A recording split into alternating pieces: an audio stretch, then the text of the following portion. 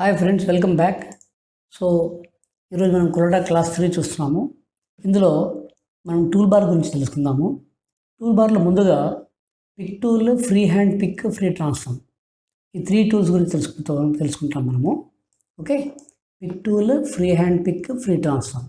Okay, యాక్చువల్గా what is this pick tool అనేది చూద్దాము. ఓకే, సో దీంతోపాటు ప్యారల్గా మీకు ఇక్కడ కొన్ని ఇంపార్టెంట్ టూల్స్ ఉన్నాయి, వాటి కూడా చెప్తాను నేను మీకు. ఎందుకంటే మనకు ప్రతి ఒక్కటి చెప్పే వరకు వెయిట్ చేయకుండా మీకు ప్యారల్గా మీరు యూస్ చేసుకోవడం ఈజీగా ఉంటుంది.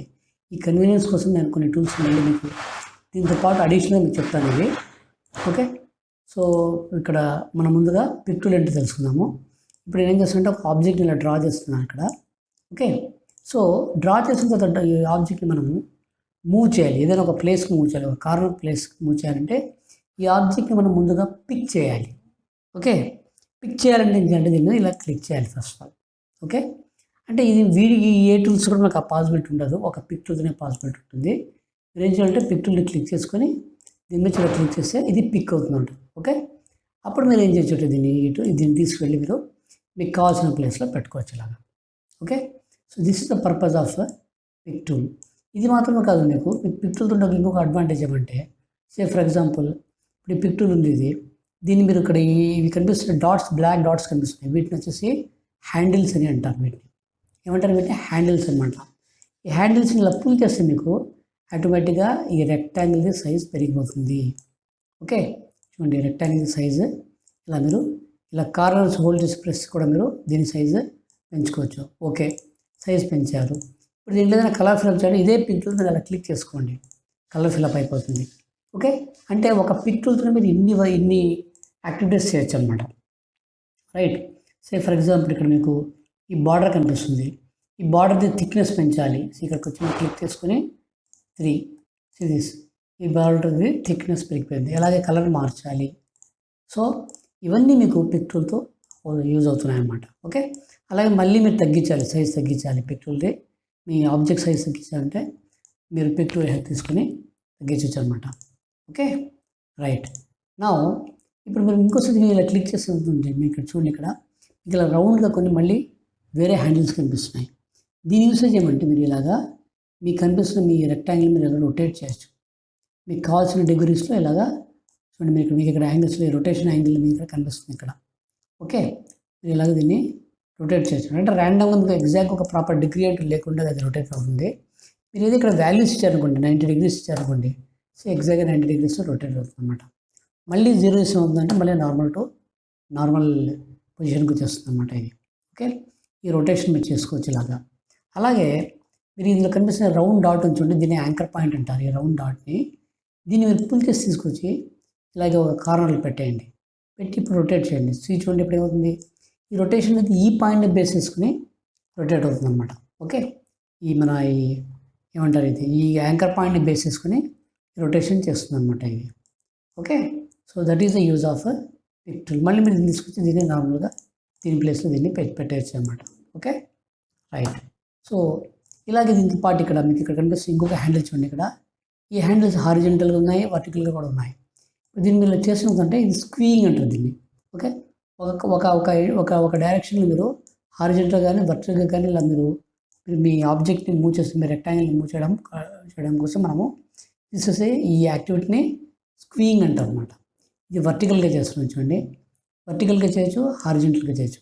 ఇది మీకు ఎక్కడ యూసేజ్ అవుతుంది అనేది మీకు ఫర్దర్ క్లాసెస్ మీకు ఒక ప్రాజెక్ట్ వైజ్ ఎగ్జాంపుల్తో శాంపుల్స్ మీకు చెప్తాను. Okay, so this is how you can use pick tool అనమాట. ఓకే, సరే, నెక్స్ట్ వచ్చేసి ఫ్రీ హ్యాండ్ పిక్. ఓకే, ఈ ఫ్రీ హ్యాండ్ పిక్ అంటే ఏమంటే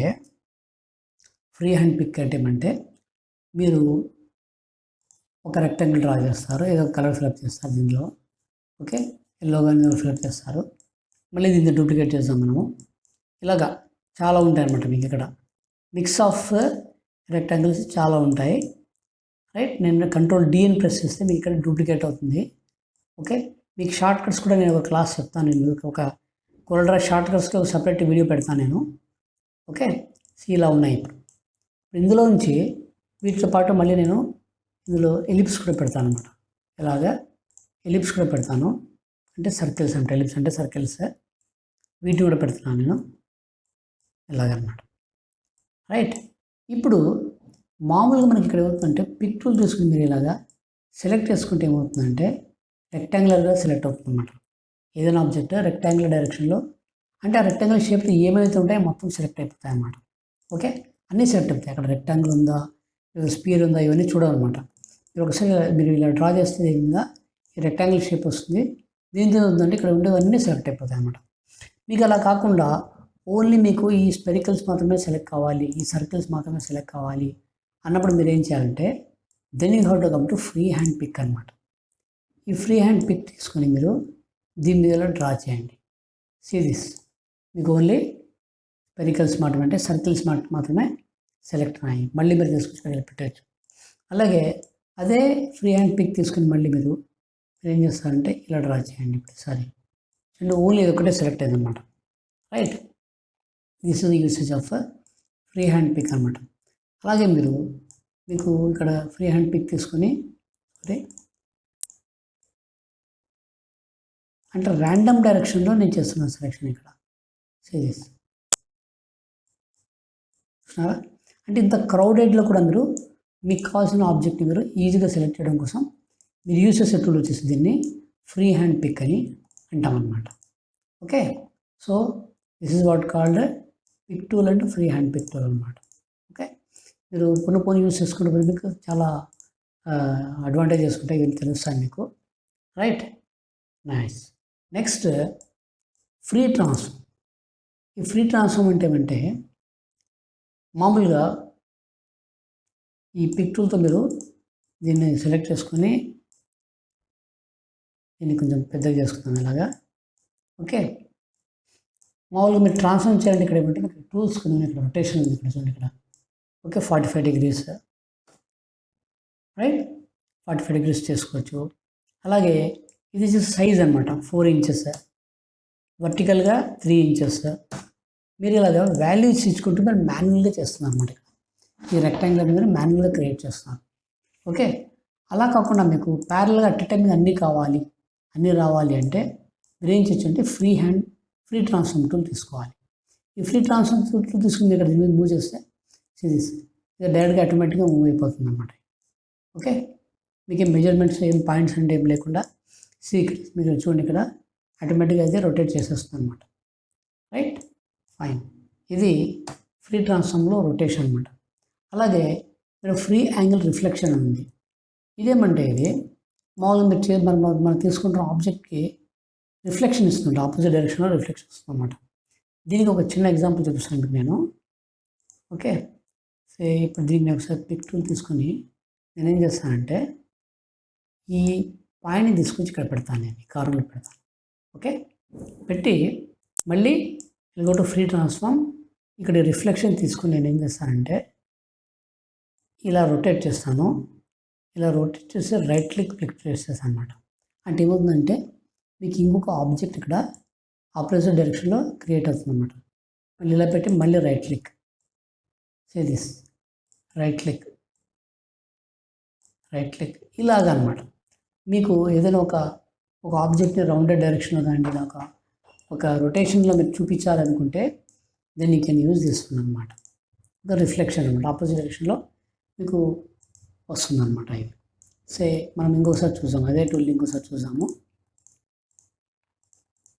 ఇప్పుడు దీన్ని తీసుకొచ్చి ఇలా పెడతాను నేను. ఓకే, ఇప్పుడు మళ్ళీ I go to free transform. Right, ఇక్కడ ఇది తీసుకుని నేను రైట్ క్లిక్, సారీ ఇది కొంచెం చిన్నగా చేశాను దీన్ని.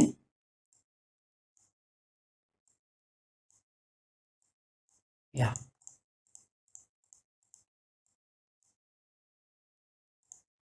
ఇక్కడ నుంచి ఉండేది. ఇప్పుడు ఫ్రీ ట్రాన్స్ఫార్మ్ తీసుకుని రిఫ్లెక్షన్ తీసుకున్నాము. రైట్ క్లిక్, ఇది రిఫ్లెక్షన్ ఇలా పెట్టి ఎగ్జాక్ట్గా right click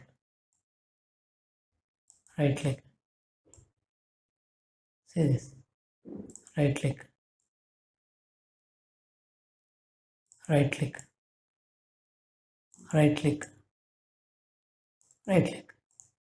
okay.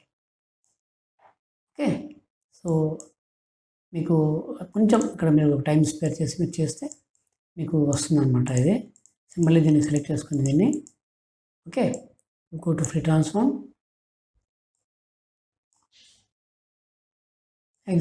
Exact opposite డైరెక్షన్లో రైట్ క్లిక్. ఇప్పుడు దీనికి నేను ఏం చేస్తానంటే select it, fill the colour, see this, అన్నింటికి నేను కలిపి ఒకసారి ఫిల్అప్ చేసుకుంటున్నాను. See the design.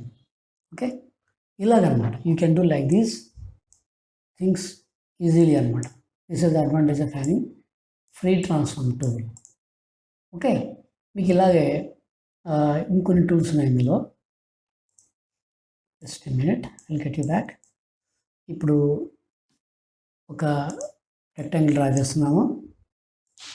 సో ఇప్పుడు ఇందాక మనం ఏం చూసాం, ఇక్కడ రిఫ్లెక్షన్ చూసాం. సో ఇప్పుడు will go to this scaling అనమాట. ఓకే, ఇది ఫ్రీ స్కేల్ అంటాం.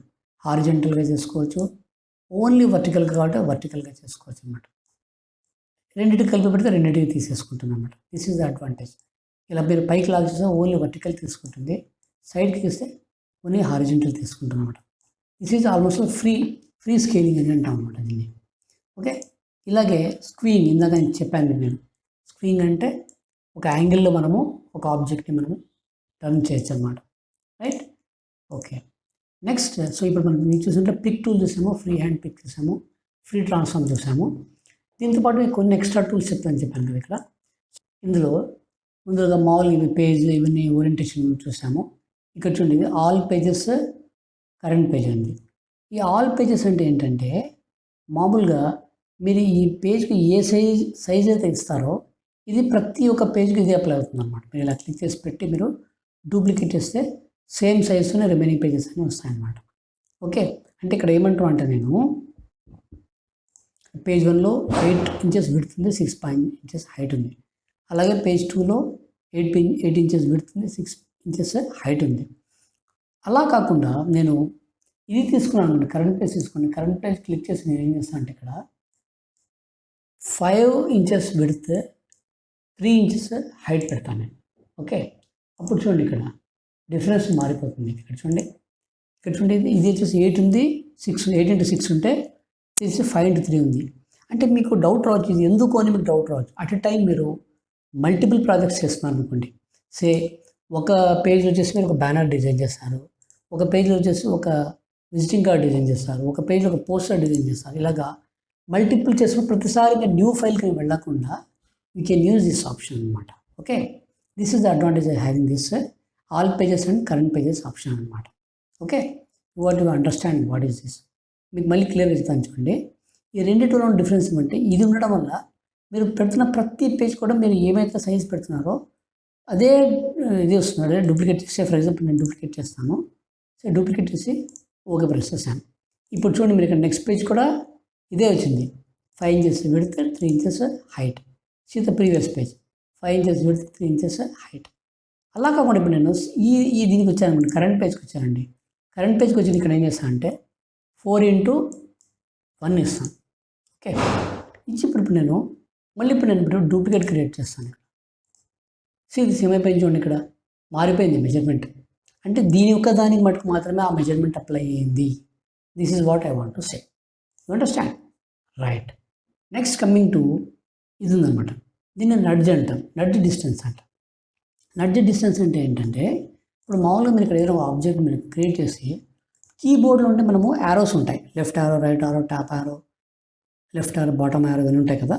ఇట్లా మూవ్ చేశారు అనుకోండి, మీరు ఇక్కడ చూస్తున్న ఈ నడ్జింగ్ అంటే మూమెంట్ వచ్చి దీన్ని నడ్జింగ్ అంటాము. ఇదేం చేస్తుందంటే సైజు 1 ఇంచ్లో 0.1 ఇంచెస్ తీసుకుంటుంది అనమాట.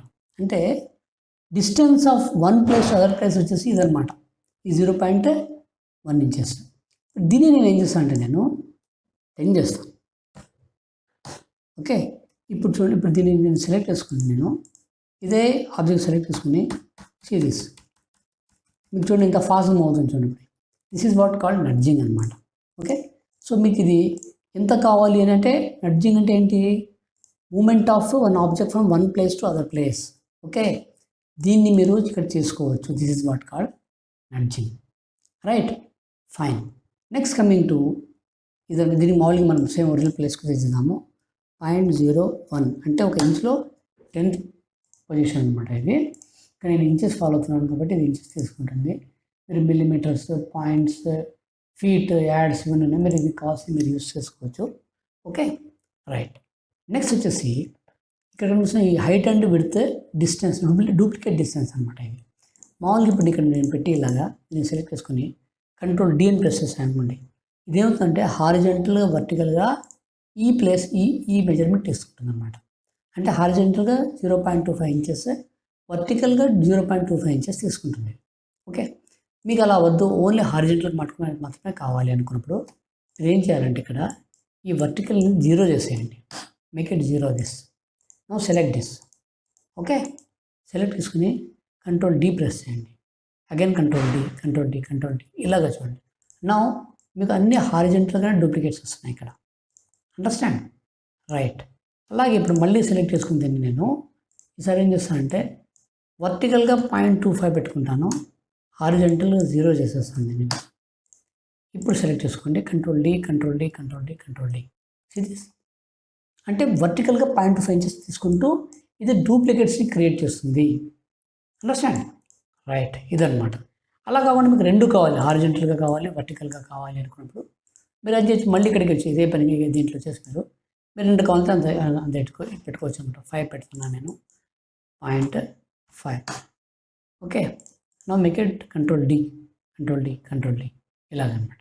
Okay, this is the duplicate distance of duplicate అనమాట. Right, fine. నో ఇంకొక ఆప్షన్ చెప్పేసి నేను మీకు ఇక్కడ ఈ సెషన్ ఇక్కడ ఎండ్ చేస్తాను. ఓకే, సో మీకు కంటిన్యూస్గా ఉంటాయి క్లాసెస్, 1 by 1 క్లాసెస్ ఉంటాయి. ఓకే, మీకు రైట్.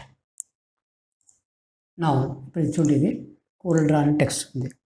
ఓకే, ఇక్కడ మీరు ఇక్కడ కనిపిస్తుంది చూడండి, మిర్రర్ హారిజెంటల్ ఉంది సిరీస్, ఆపోజిట్ అయిపోతుంది అనమాట.